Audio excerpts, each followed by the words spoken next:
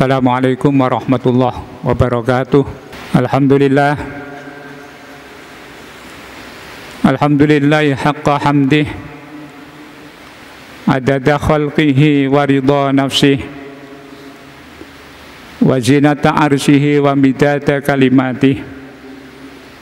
Asyhadu an la ilaha illallah wahdahu la syarika lahu syahadata abdih, wa asyhadu anna sayyidana wa maulana Muhammadan abduhu wa rasuluh la nabiyya min ba'dih. Allahumma shalli wa sallim wa barik ala sayyidina Muhammad wa ala alihi wa sahbihi. Amma ba'du, fa ya ayyuhal hadirun rahimakumullah, wa'lamu anna Allah ta'ala yaqul wa biqaulihi yahdadil muhtadun. A'udzu billahi minasy syaithanir rajim. Lil fuqara'il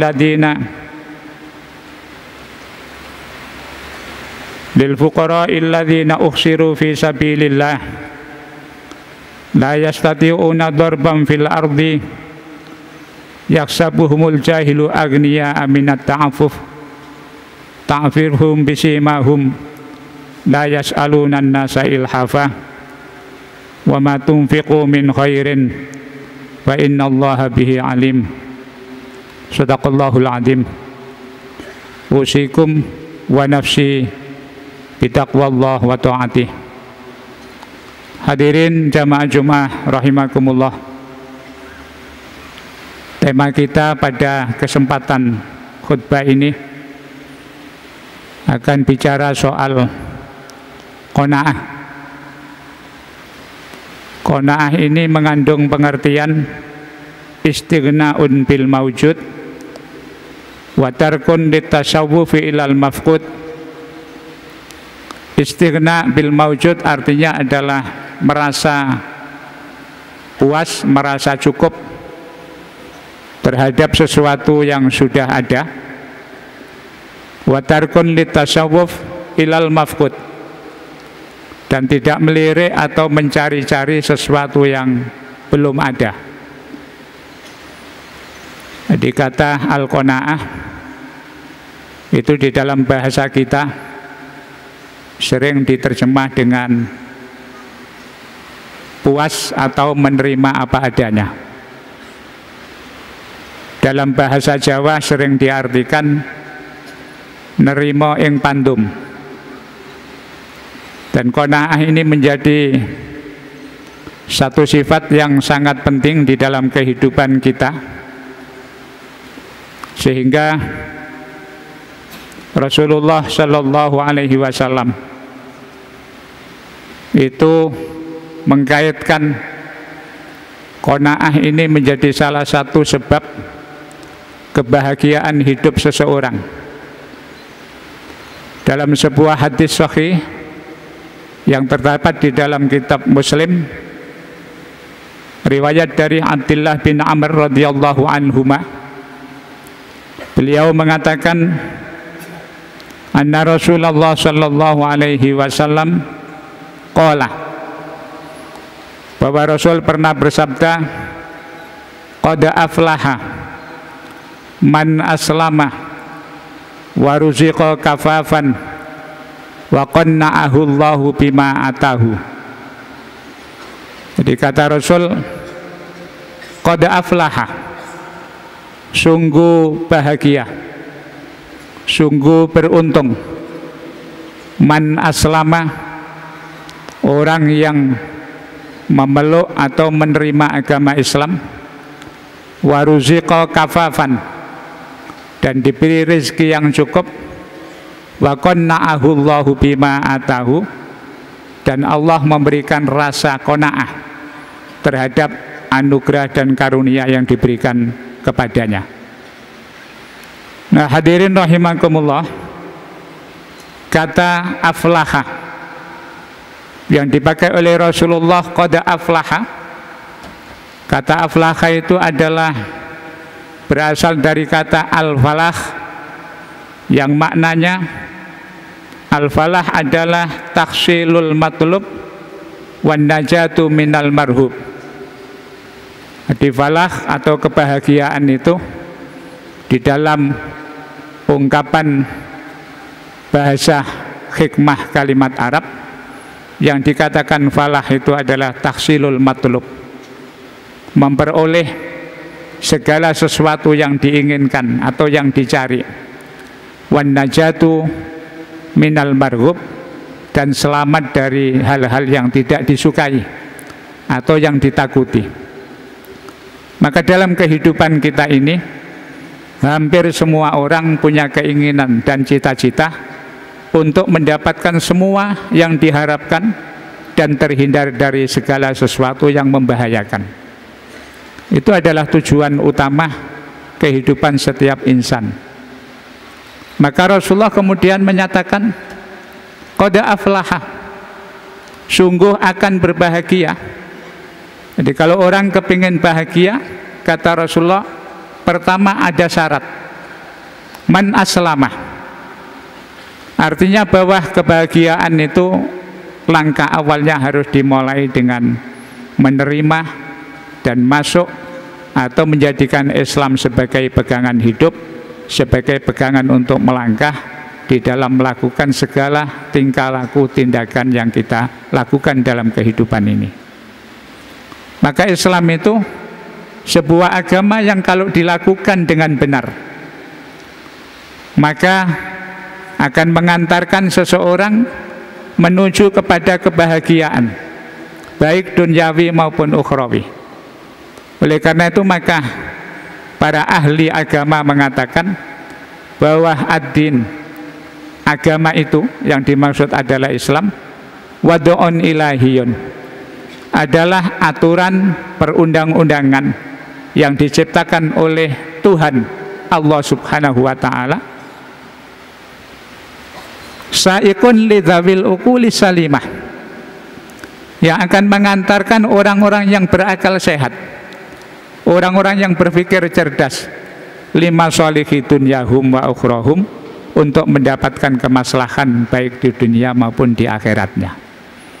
Maka kata Rasulullah, orang berbahagia atau sukses itu pertama harus menerima ajaran Islam sebagai agama yang diakui oleh Allah Subhanahu wa ta'ala. Jadi syarat pertama man aslama. Tanpa kita menerima Islam, maka dalam kehidupan kita ini banyak hal-hal yang mungkin nanti akan menyimpang dari tatanan dan kemudian menjerumuskan kita. Jadi Rasulullah kemudian memberikan 3 syarat penting di dalam mencapai kebahagiaan. Pertama, man aslama, qad aflaha man aslama. Orang yang kepingin bahagia harus menerima Islam sebagai pegangan hidup dan kemudian diterapkan dalam kehidupan sehari-hari. Kemudian beliau mengatakan, wa ala qadari islamil abdi qadaru ma yahsulu lahu minal falah. Tingkat kebahagiaan seseorang itu akan diukur sejauh mana dia bisa menerapkan Islam di dalam kehidupannya sehari-hari. Semakin bagus kualitas keislaman seseorang, maka semakin bahagia orang itu merasakan di dalam hidupnya. Maka kehidupan beragama itu tentu kemudian kalau kita lihat secara sederhana, Islam itu dimulai dari keyakinan dan pernyataan kita, antasyhada alla ilaha illallah wa anna muhammadan abduhu wa rasuluh wa iqamis sholah, dan seterusnya. Rukun-rukun Islam yang sudah kita pahami itu, kalau kita kepingin melangkah dalam hidup ini menuju kebahagiaan dan kemaslahatan fid dunya wal akhirah, maka harus selalu ditingkatkan bagaimana Islam kita menjadi semakin baik. Dan semakin baik Islam seseorang, maka rasa bahagia akan dirasakan semakin bagus. Kemudian yang kedua, waruziqa kafafan. Orang yang bahagia itu orang yang mendapatkan rezeki atau dianugerahi oleh Allah Subhanahu wa ta'ala, rezekinya itu kafaf. Kafaf kalau kita menerjemah dalam bahasa Indonesia Banyak orang menerjemahkan cukup, rezekinya cukup. Tetapi sebagian ulama mengatakan yang dikatakan kafaf itu adalah yaju'u yauman wa yashba'u yauman. Rizki yang kafaf itu menurut sebagian ulama, dan ini cenderung ulama-ulama tasawuf, mereka mengatakan bahwa yang dikatakan rizki kafaf itu adalah yaju'u yauman wa yashba'u yauman. Orang yang bisa makan 2 hari sekali, yaju'u yauman artinya lapar dalam sehari, wa yashba'u yauman dan kemudian kenyang di dalam sehari, itu namanya rizkinya kafaf. Mungkin barangkali kita semua tidak bisa menerima itu karena tingkat keyakinan dan akidah kita belum bersih seperti orang-orang yang ahli tasawuf. Ada pendapat yang banyak dipakai oleh para ulama, dikaitkan dengan kehidupan pada umumnya orang, maka kemudian para ulama sepakat mengambil pendapat seorang mufassir yang terkenal dengan sebutan Imam Al-Qurtubi. Imam Al-Qurtubi ini adalah mufassir berasal dari Cordoba, wilayah Spanyol. Beliau mengatakan dan menafsirkan yang kita katakan al-kafaf huwa ayyajidal insanu ma yadfa'u daruratihi wa hajatihi. Kafaf itu adalah rezeki yang bisa memenuhi kebutuhan seseorang, daruratihi wa hajatihi, kebutuhan pokok seseorang, wala yahtaju ilan nas fi umuril ma'as al asasiyah. Dan karena rezekinya cukup untuk memenuhi kebutuhannya, maka dia tidak akan butuh dan tidak akan tergantung kepada orang lain dalam memenuhi kebutuhan pokoknya. Artinya kalau seseorang dianugerahi Allah mendapatkan rezeki cukup untuk memenuhi kebutuhan pokok.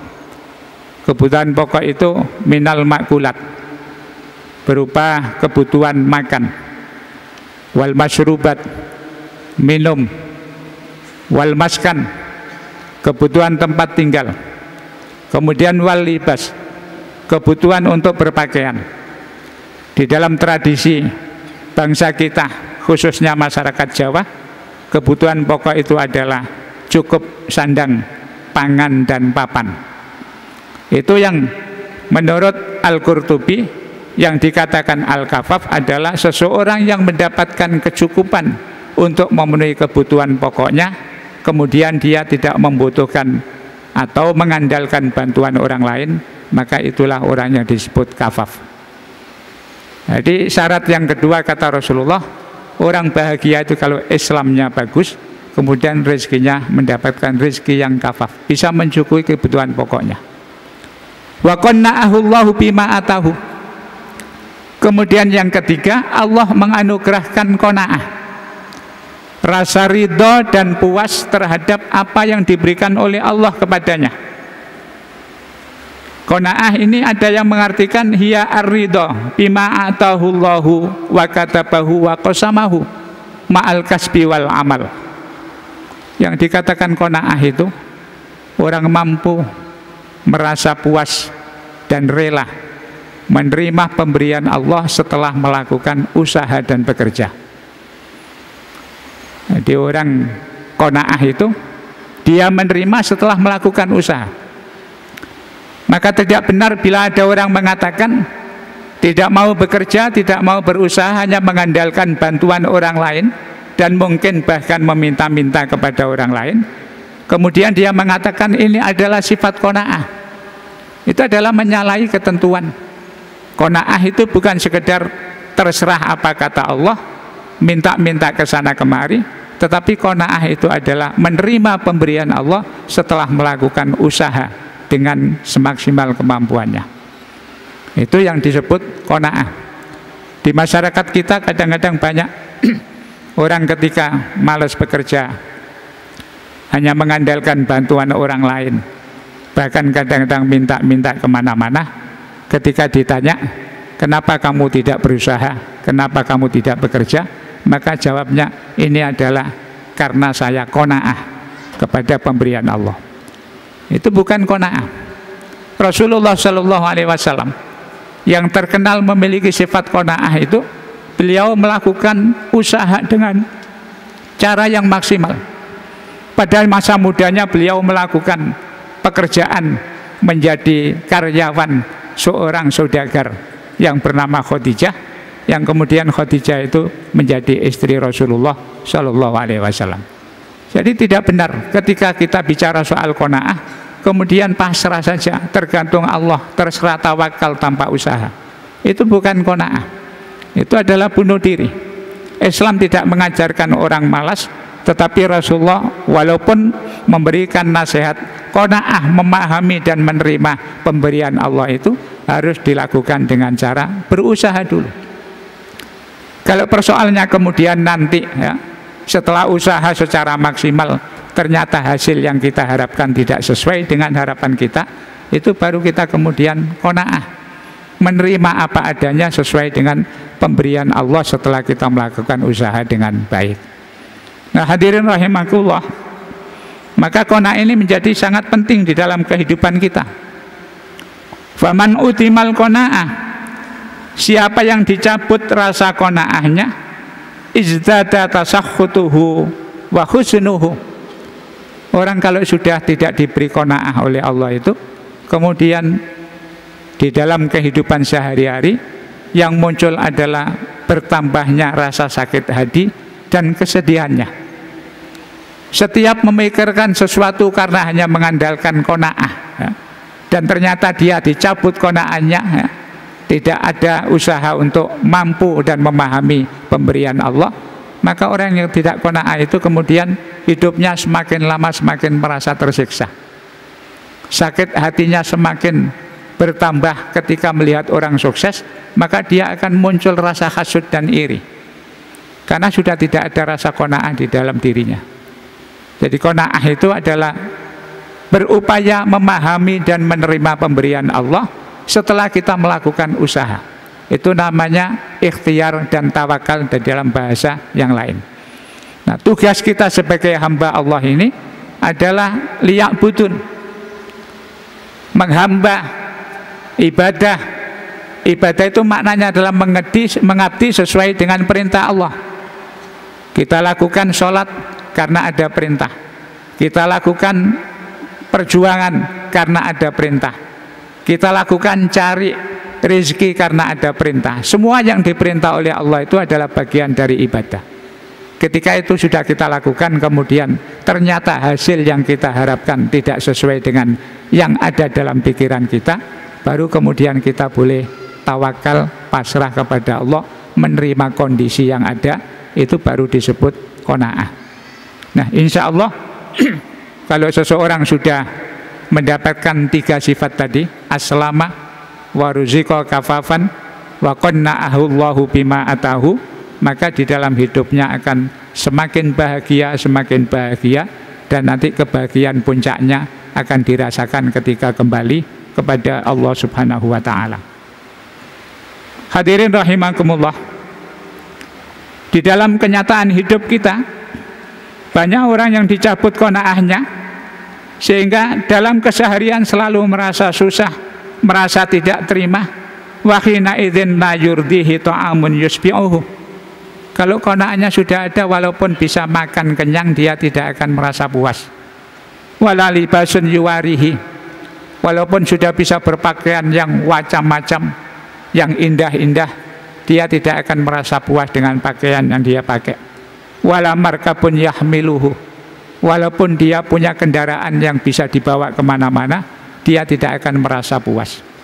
Wala maskanun yu'wihi, bahkan walaupun sudah punya rumah yang dipakai untuk berlindung dari panas dan hujan, dari angin dan lain sebagainya, dia merasa tidak puas walaupun sudah punya rumah. Yakhlutu bainal halal, dan kemudian dia bersikap akan mencari sebanyak-banyaknya.